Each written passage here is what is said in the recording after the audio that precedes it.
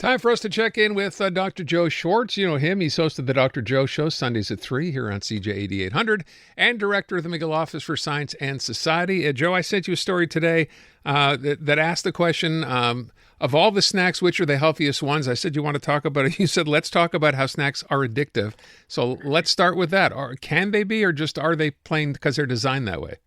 Well, they actually can be. And, you know, this is an issue that is being debated in the scientific literature a great deal these days because of the clear link between the food that we eat and obesity. I mean, obesity has increased tremendously since 1960. Believe it or not, the average adult body weight in 1960 of a male was between 165 and 170 pounds. Today, it's 195. For women, it was 140 then, and now it's 165. 60% of the North American public weighs more than the ideal, and 40% is in the obese category, meaning that they have a body mass index of more than 30. I mean, this is a terrible situation because, of course, there are many diseases that are linked to overweight. Diabetes, clearly, and diabetes has been skyrocketing in the last 50 years.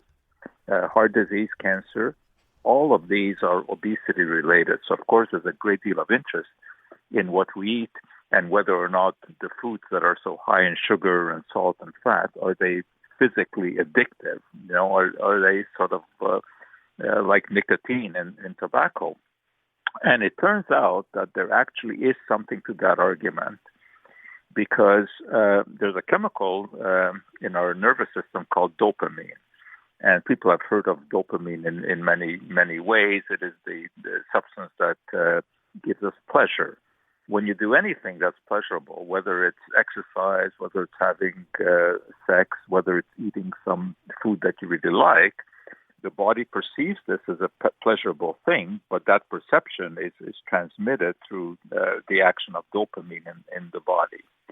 Well, these days, you can monitor what happens in the brain in the cells that produce dopamine. They become active, and this is something that can be followed through brain scans, something called functional MRI, which is an instrumental technique where you can determine exactly what is going on in the brain and which parts of the brain are active.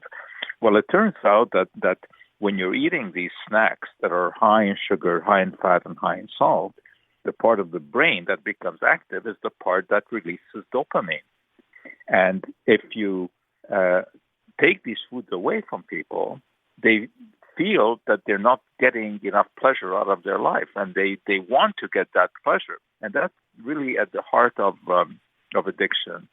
Now, we're not talking about addiction in the same sense as one gets addicted to heroin, where if you take it away, you become physically ill. But we're talking about something that is really being desired because you want that hit of dopamine. And the industry caters to that. You know, the industry runs all kinds of focus groups where they test out new foods and new beverages on people. And generally, what it comes down to is, when in doubt, add more sugar, because that's what people like. Mm-hmm. It is the sugary things that basically create the dopamine rush. And they do these focus groups, and they look at things like chips, for example. Now, of course, there's a lot of worry these days about sodium, and justifiably so, because it is linked to high blood pressure, to hypertension. So, of course, because of everything that is being talked about in the media, the industry wants to cut down on sodium. So they do these test groups to see how much you can cut down on sodium. And they've managed to do that. They can put the minimum amount of sodium into chips so people still like it. But interesting enough, it kind of becomes counterproductive, because then they start promoting the chips as being low in sodium, which then people think is healthy, which it is, and that it then gives them the license to eat more. So they actually eat more of the low-salt chips.